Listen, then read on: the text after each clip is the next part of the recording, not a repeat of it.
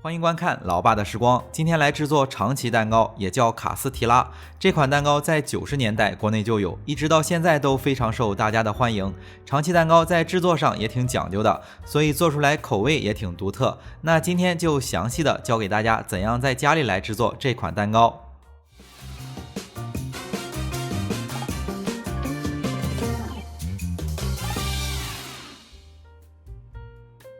首先来看一下配料，这款蛋糕的配料非常的简单，有6个鸡蛋、120克的白砂糖、50克的蜂蜜、120克的高筋粉、30克的幼砂糖，幼砂糖最后会有剩余。其中最重要的就是烘烤，需要一个专用的隔热烤盘，但是家里一般都没有。这个问题很好解决，可以用纸板包上一层锡箔纸，自己简易的做一个隔热层。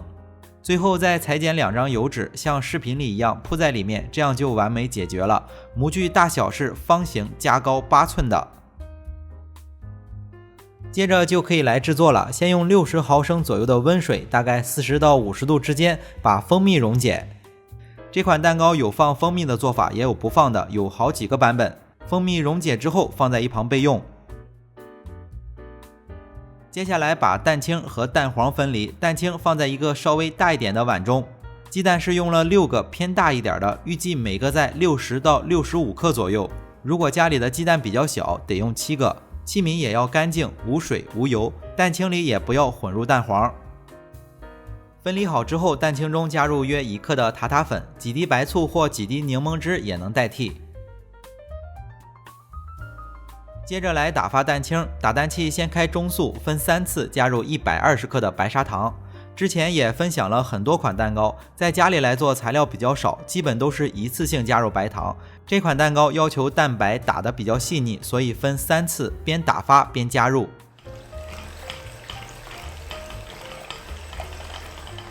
时间大概是打发了1分钟左右，加入第2次白糖。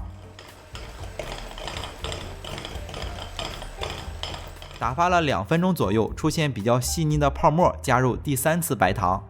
接着打蛋器开高速，打发半分钟左右。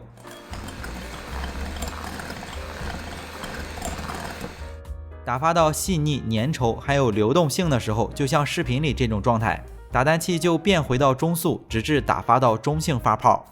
这里听起来有点乱，所以总结一下，就是先用中速打发2分钟左右，这个期间分3次加入120克的白糖，加入最后一次白糖，用高速打发半分钟左右，最后降回到中速，直至打发到中性发泡。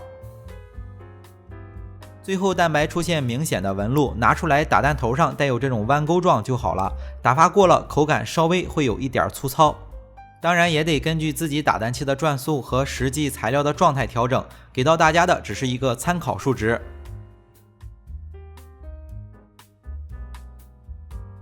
接着来混合材料，先把蛋黄快速搅散，然后加入蜂蜜水，快速搅拌均匀。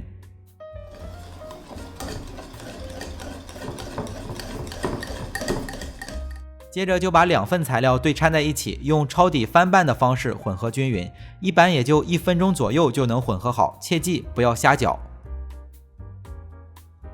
过筛一下。最后再过筛120克的面粉，混合均匀，材料就完成了。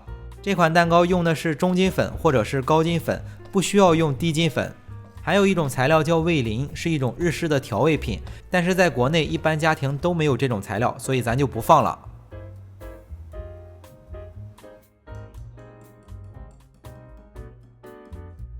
接下来取过来刚才准备好的模具，根据自己的口味撒上少许的幼砂糖。这款蛋糕的特色之一就是底部有一层糖皮。准备了30克的幼砂糖，视频里添加了20克左右。这款蛋糕还加了蜂蜜，所以做出来口味略微有一点甜。最后把混合好的材料倒在模具里，用筷子上下左右的划上几下，消除里面的气泡，就可以送入烤箱了。烤箱的温度设定是提前把烤箱预热到上火160度，下火140度，不能独立控温的就用150度。蛋糕放在烤箱的偏下层，先烤10分钟。如果烤箱是3层的，就放在下层。10分钟以后，烤箱温度上下统一调低20度，表面再盖上一个烤盘，或者是铺上一层锡箔纸。接着烘烤35分钟左右，总共用时45分钟左右就烤好了。这个温度适用于家里的小烤箱，如果家里的烤箱比较大，像80升以上的烤箱，温度就统一提高20度，就是用上火180度，下火160度先烤10分钟，不能独立控温的就170度。10分钟以后，烤箱温度统一调低20度，当然我们也得根据自己烤箱的情况适当微调。为什么这么去烤？就是这款蛋糕的表面要有一层偏硬的蛋糕皮，这是这款蛋糕的特色。所以刚开始用高温给蛋糕上色，但是高温会让蛋糕四周快速烤熟，内部就会膨胀，导致蛋糕开裂。所以四周加上了隔热层，再加上打出来的蛋白比较细腻，后期蛋糕会均匀的膨胀，就烤出来这种挺有特色的长崎蛋糕了。蛋糕烤好以后，在桌子上轻震几下，然后从模具里取出来。先不要撕掉油脂，表面铺上一层耐高温的保鲜膜，倒扣放凉。放凉之后放入冰箱冷藏2个小时，之后再撕掉油脂，切片食用，口感最好。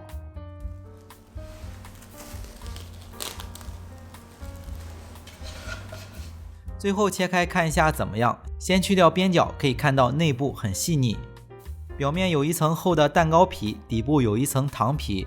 很多蛋糕的配料都差不多，但是可以变换制作工艺，做出不同的蛋糕。好了，为了方便大家去记视频中所需要的材料，视频下方的备注栏或留言区有文字版的配料，有问题可以在留言区留言。大家如果喜欢老爸做的美食，可以帮忙关注点个赞，谢谢大家。那今天的这期视频到这里也就结束了，也祝大家生活愉快。